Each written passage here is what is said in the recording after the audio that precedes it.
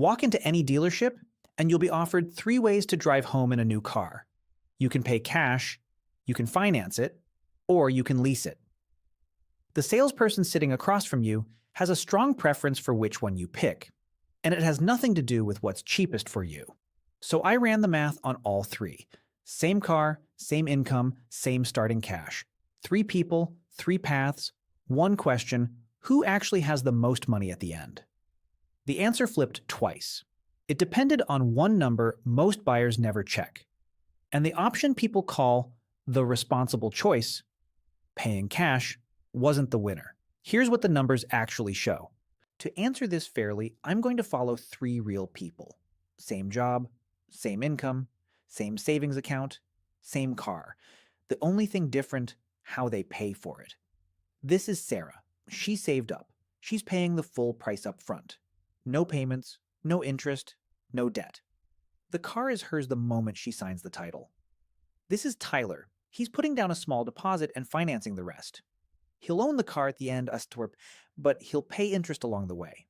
And this is Megan. She signed a 36-month lease, lower monthly payment, brand new car. But in 3 years, she hands the keys back. All three earn the same income. All three start with $35,000 in savings. All three are buying the exact same car, a 2026 Honda CR-V, around $35,000 out the door after taxes and fees. Three people, three paths. One question: who has the most money at month 36? And keep this in mind as we go. The salesperson at the dealership doesn't profit equally from these three. Not even close. Before we run the numbers, let's lock down what each option actually means in 2026. Cash. You hand over the full price. The car is yours. Day one. No debt, no monthly payment, no interest. But your savings account just took a $35,000 hit. Finance. You put down a deposit, the bank pays the rest, and you pay them back monthly with interest. As of April 2026, the average new car auto loan rate sits at around 7% APR for a 36-month term with good credit. The car is yours at the end of the loan. Lease. You're renting the car. You pay only for the depreciation over the lease term, plus a financing charge called the money factor. On a current Honda CR-V lease, that money factor works out to about 6.6% interest. Lower monthly payment, but at month 36 you walk away with nothing. Mileage caps apply. Wear and tear charges apply.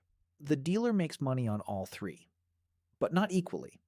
Lease deals carry hidden fees buyers rarely calculate. Finance deals earn the dealer a kickback from the lender. Cash is the option dealers usually push back on hardest. Why? We'll get to that. Round 1. The number every car buyer looks at first: the monthly payment. Sarah paid cash. Her monthly payment is $0. No loan, no lease, nothing leaving her bank account each month. Tyler financed the full $35,000 at 7% APR over 36 months. His monthly payment comes out to about $1,080. Megan signed a 36-month lease on the same car. Around $2,000 due at signing, then $425 per month. Less than half of Tyler's payment. If we stopped here, Megan looks like she's winning by a mile, and this is exactly where most people stop. This is where the dealer wants you to stop. But monthly payment is not the same as total cost. It's a number designed to make you feel comfortable signing, not to tell you who's actually ahead. Notice the dealer's favorite question is, what monthly payment can you afford? Never, what's the total cost? That's not an accident. To find the real winner, we need to add it all up. Round 2. Same three people, but now we tally every dollar that left their pocket over 36 months. Sarah paid $35,000 up front. Her total outlay over 3 years, $35,000. Clean and simple. Tyler's monthly payments of $1,080 multiplied across 36 months come out to about $38,900. That's $35,000 of car plus $3,900 of interest paid to the bank. Megan paid $2,000 at signing and $425 a month for 36 months.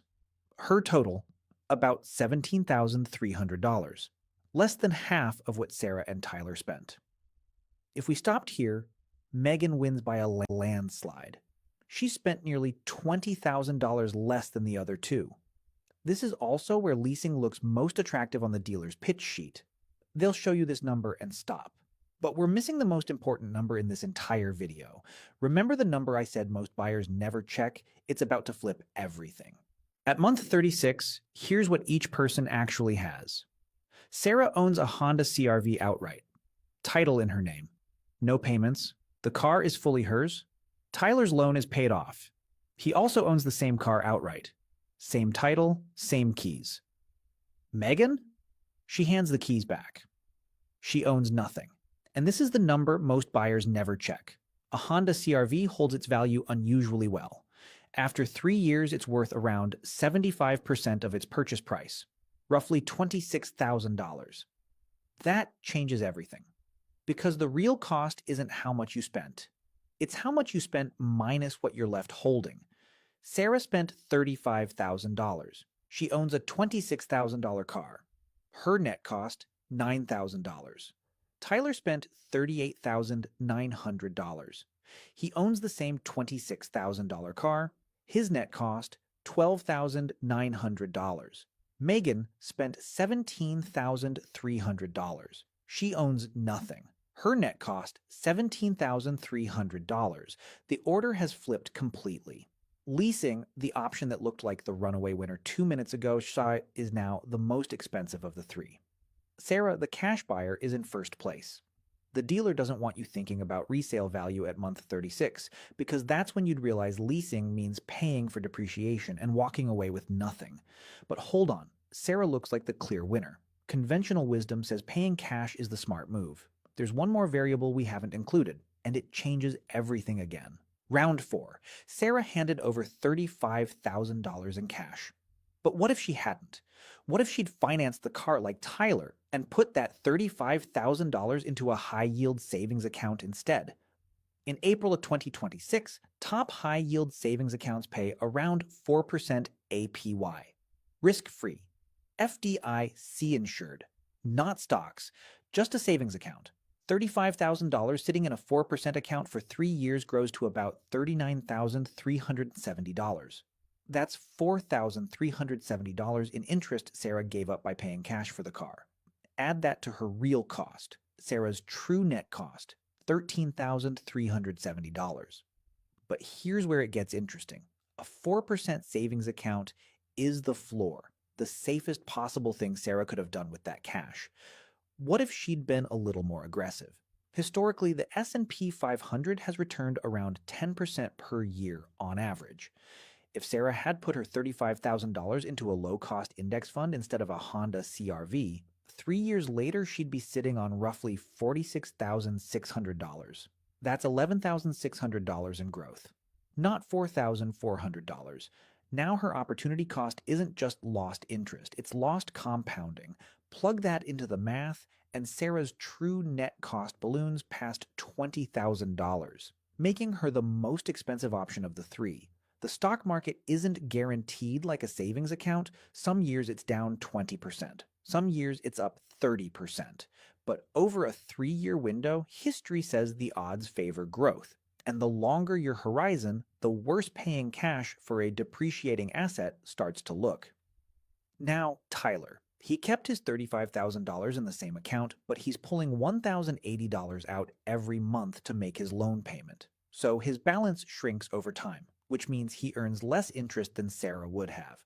Tyler earns roughly $2,200 in interest over the same 3 years. Less than Sarah, but not nothing. Subtract that from his total, Tyler's true net cost, $10,700. And Megan? Her monthly payment is the smallest, so she keeps the most cash invested the longest. She earns the most interest of all three, about $3,200. Megan's true net cost, $14,100. Here's the real scoreboard at month 36. Tyler, the financer, is in first place at $10,700. Sarah, the cash buyer, is second at $13,370. Megan, the leaser, is third at $14,100, but only by about $1,000. The responsible option, paying cash, finishes second, and the gap between cash and lease almost disappears. The winner is the option most people associate with debt: financing. Here's why. When the loan rate is 7% and your savings rate is 4%, financing only costs you 3% more than cash on paper.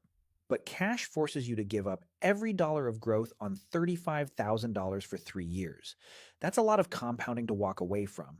Notice the dealer never mentions opportunity cost. Why would they? It's the one number that makes financing look smart, and they don't profit nearly as much from cash buyers as they do from financers. So far, we've only looked at 3 years. But cars don't disappear at month 36. Let's run the experiment forward. Same 3 people. Same conditions. 3 more years. Sarah is still driving the same CRV. It's worth about $20,000 now. A little more depreciation, but she hasn't made a single car payment in 3 years. The income she would have spent on a car has been earning interest in her savings account this whole time. Tyler's loan was paid off at month 36, so years 4 through 6 look identical to Sarah's. Same car, same value, same 0 monthly payment. Megan. At month 36, her lease ended. She walked back into the dealership and signed a second one. Another 3 years. Another $17,300. Still owns nothing at year 6. Here's the picture at year 6. Sarah's 6-year net cost, around $13,000. Tyler's, around $10,000. Megan's, around $28,000 on year, more than double either of the other two. Leasing only competes if you reset the meter every 3 years, forever. The longer you keep a car, the worse leasing looks.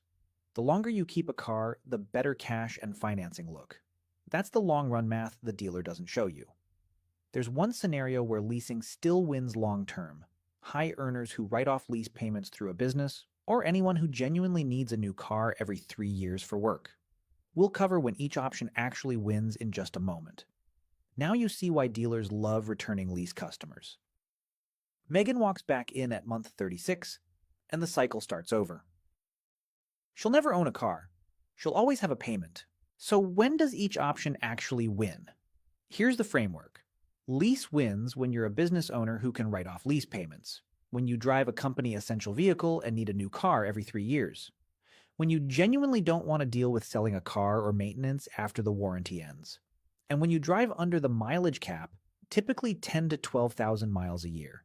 Finance wins when you have good credit and can get an APR under 7%, when you plan to keep the car at least 5 years, when you can earn at least 4% on your cash elsewhere, a high-yield savings account, treasuries, or index funds, and when you want full ownership flexibility from day one.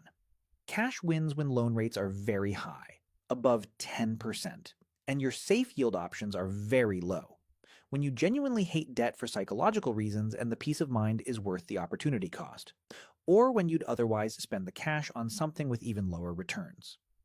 Here's the single decision rule that captures all of this. Subtract your savings rate from your loan rate. If the gap is small, under 3%, financing usually wins.